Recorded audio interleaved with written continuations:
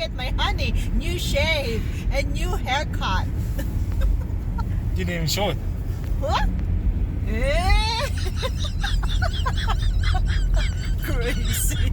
I'm even. Yeah, you got that yummy, yum, that yummy, yum, that yummy, yummy. Yeah, you got that yummy, yum, that yummy, yum, that yummy, yummy. So hi guys, good evening. Dito na kami sa Thunder Bay at dito na kami sa bahay ng tito ng asawa ko. Ayan, gusto ko lang ipakita to sa inyo. Ayan, ito yung ginagamit ko para hindi ako giginawin. Kasi negative, baka magiging negative like 20 or 25 mamayang gabi. Okay, so, yeah. Galing to sa sister-in-law ko. Pinahiram sa akin. Calling your sister now? No. Ayan guys, nasaksak ko na yung heating pad ko. So, wet ko yung nandito. Tapos, ito yung kanyang control. Ayan. Control delete. So, ayan. Dito, ayan.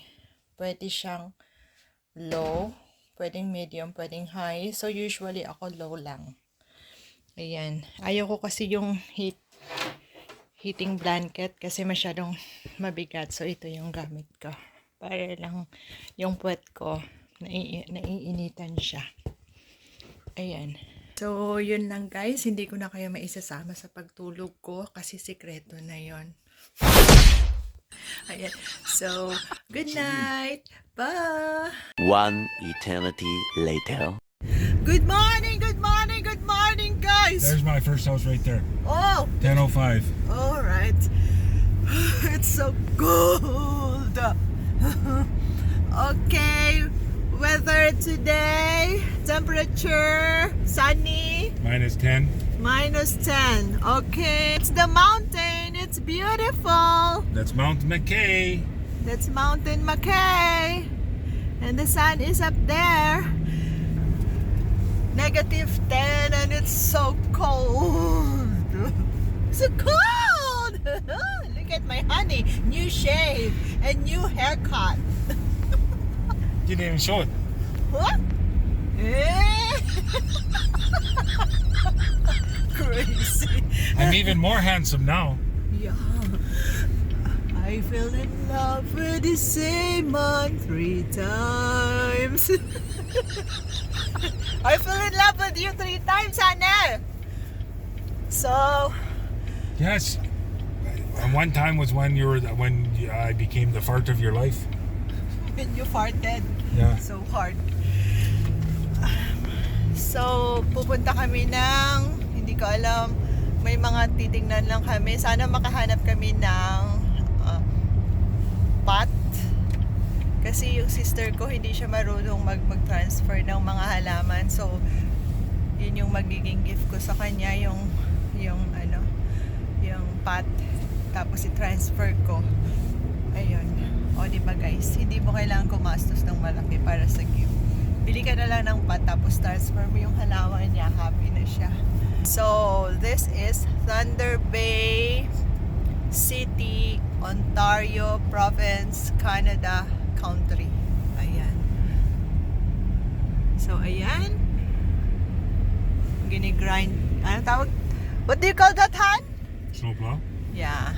That's more like a sidewalk plower though. Sa mga gusto magtrabaho dito, kapag ang iisipin nyo is trabaho, makaipon, libreng healthcare, alam kong kakayanin nyo yung lamig na to.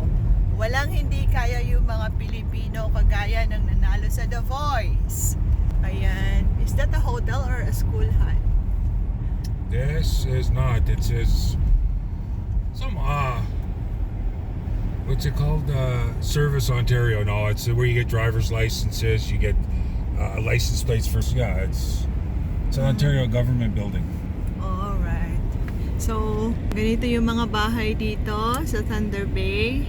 Walang pinagkaiba sa ibang mga city tsaka mga town. Hindi mo masasabi na may mahirap o mayaman. Parang pare-pareho lang. ganon. Kahit yung loob ng bahay, pare-pareho lang din yung design. And that is Metro Mall. No, that's Metro is grocery store. Oh. So, ang mga bahay dito guys, halos pare-pareho lang. Parang hindi mo parang wala kang makikitang mahirap dito dahil nga mayamang country ito. Kung ano yung sa labas, parang at saka loob, same lang. So, ito yata mga apartments. Are these apartments? Yeah, these are apartments here and those are apartments there, yeah. Yeah. So, ito mga apartments. Ay, yan bahay. Ito apartment. Yan. Yan. Apartment. So, pare-parehas yung parang halos pare-parehas yung mga cut ng bahay dito. Tapos yung square meters, tawag nila acres, pare-pareho lang. So, may ditong Boston Pizza, McDo, yung Safeway, isa din yan sa supermarket. Meron silang Burger King.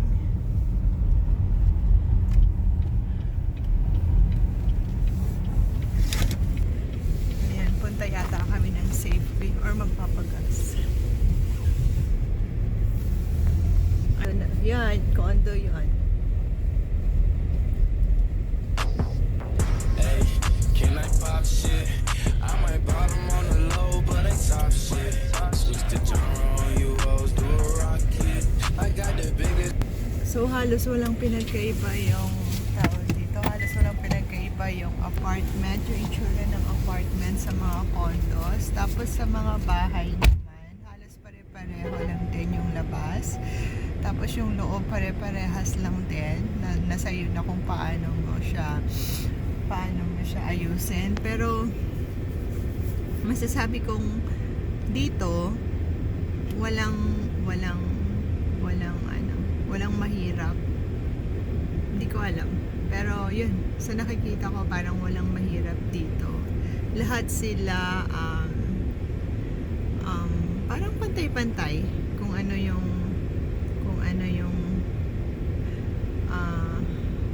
uri ng pamumuhay, parang pare-parehas lang ano man yung trabaho mo dito. Kasi usually ng mga bahay dito, pabahay siya. Hindi ko alam kung ano yung mga developer, pero bibilhin mo na siyang house and lot. Hindi kagaya sa Pilipinas na pag may pera ka, pwede kang pumili ng lot tapos i-design mo yung bahay mo ng sarili. Dito hindi ko lang alam sa ibang lugar, no, sa mga malalaking city talaga, pero yung Winnipeg malaking city na rin naman, pero makikita mo talaga maraming housing project yun. So bihira na makakita ka dito ng bahay na sariling design mo, kaya parang walang pinagkaiba yung pamumuhay mo dito. So yun, yung bahay pare-parehas halos, kung ano yung nasa loob parehas din. Tapos kung pag summer, kung ano yung tinatanim ng mga kapitbahay, ganun din yung tinatanim mo. So ganun siya. Ayun. So andito na si Habi. What's that, honey? I got this for Nanny Goat for her for in her card. Oh. It's a gift pack of all kinds of scratch tickets. All right. And then I gotta scan. I don't know. I gotta scan this code for the car wash. All right. Okay. So we will do the car wash. Not we will do the car wash. Lilinisin, ipapalinis yung sasakyan. Ganun. Tapos bibili na rin ako para sa lumpiang Shanghai tsaka sa pansit bihon, kasi yung family ni Habi gustong gusto nila yung aking pansit bihon tsaka yung aking lumpia. Yun gustong gusto nila, kaya bibili ako. Yung aking chocolate graham gustong gusto din nila.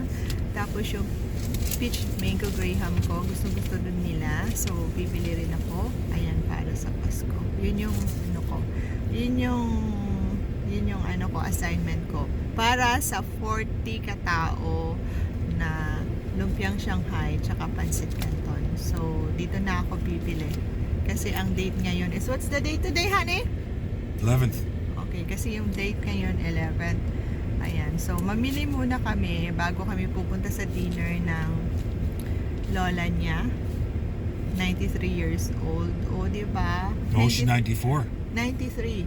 She's 93. No, she's 94 today. Your sister just posted in Facebook, happy 93rd. And when we met her, she told me she is 92 years old. Okay, well then you know more than I do. Yeah, because your sister just, like Ah. posted it in Facebook that she cannot come and greeted Nani happy birthday. So, can you imagine, guys, 93 years old and lakas nita. Ganun. So, what do you want to say?